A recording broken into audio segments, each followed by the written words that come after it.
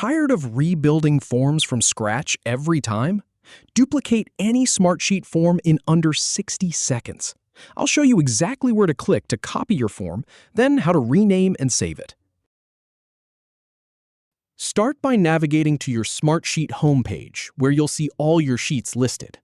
Then, open the sheet that contains the form you want to duplicate. At the top left of the sheet, click on the Forms tab.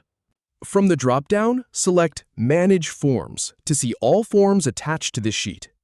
Find the form you want to duplicate. Click the three dots next to it and choose Duplicate from the menu.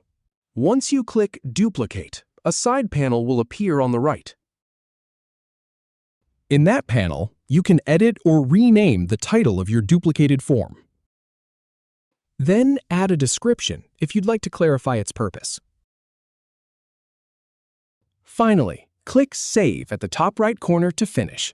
That's it! Your form is duplicated and ready to use. If you have any feedback or if any info is inaccurate, please leave a comment below. We'll do our best to answer or redo the video if needed. Thanks for watching.